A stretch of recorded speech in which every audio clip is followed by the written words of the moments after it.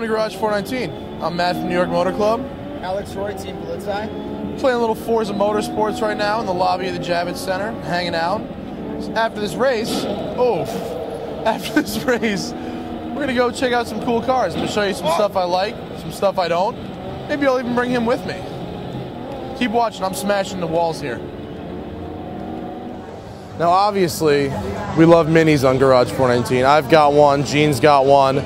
And over in the mini booth, we've got the John Cooper Works Mini Challenge car, which is a race car, not street legal. It's got a gutted interior, lap timer, roll cage, slicks. It's got a 208 horsepower engine, which is what they use in the John Cooper Works package. And it's the lightest and fastest Mini ever made. Now if you open up the rear hatch, it becomes pretty obvious you've got a race car here. You have a totally gutted interior, full roll cage, and pneumatic jacks. So you just pop on the air hose and up comes the car. This is the Suzuki SX Force. It started out as the slowest and ugliest car on Earth, and is now the slowest and ugliest car on Earth with no interior. One of my favorite things in the world is cars with lots of horsepower, like this, the 09 CTS-V. The new CTS came out this year, and it's actually, it's pretty nice as far as an American car goes, and we all know how I feel about them. This one has got a slightly detuned version of the ZR1 engine, actually. It makes about 550 horsepower, so they call it the M5 killer, and that remains to be seen as they haven't tested them side by side yet. But, the initial quality of the car actually looks really good. They got these nice Recaro seats in the interior. They've got the Alcantara on the wheel, the pop-up nav, all the shiny bits you need. And this thing has kind of a little, Batmobile-ish flair. I've driven a lot of Cadillacs. Every Cadillac I've ever driven with less than 10,000 miles was great. Every Cadillac I've ever driven with more than 20,000 miles was a creaky, rattly piece of shit. So let's see if this thing actually will stand the test of time on American roads.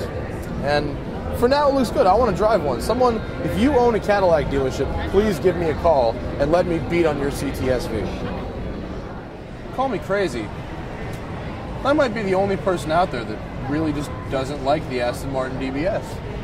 I think when Aston went from the Vanquish to the DB9, they toned down what was really a nice, muscular, aggressive design. And then when they tried to step it back up for the DBS, they ended up with a car that looks like a Fast and the Furious version of a DB9. It's too subtle in certain places, like the wheel hub, the wheel haunches, and it's too riced out in other places, like the extra scoops and the body kit look and the Euro tail lights. I mean, for $250,000. The car should be much more elegant than this, at least when you want to talk about an Aston Martin. It's not a Lamborghini, it's not a Saleen, it's an Aston Martin. It should be elegant. Well, I have a really bad habit on this show of ripping American cars to shreds, but I actually like this one. This is the Pontiac Solstice Coupe. This particular one's a GXP, 260 horsepower, 4-cylinder, turbo, by the way. And this one, they have added the hardtop with the removable Targa roof, in addition to the regular Roadster, which will still be on the market. It's a really nice looking car. I like it. I've seen it with the roof taken off. It looks good with the roof off too. 50 Cent, official spokesperson, says it's faster than a Boxster. So we'll have to take one onto the track and see what happens. The Solstice Coupe is really nice and fresh in terms of an American sports car. Now, the exact opposite of that, bland, boring, and awful, is this. This is the Pontiac G5 Coupe. It is identical to the Cobalt Coupe, except for the badge. This is the GT model. You know what that means? It means it's got a GT badge on it. No, I'm serious. That's all you get. New York Auto Show is full of all sorts of absurd and interesting vehicles. Now, here we have the brand new Cadillac Escalade Hybrid. Now this Chevy Silverado Hybrid is perfect for Americans because we like telling everybody that we have a hybrid car and we don't actually want to save any real fuel.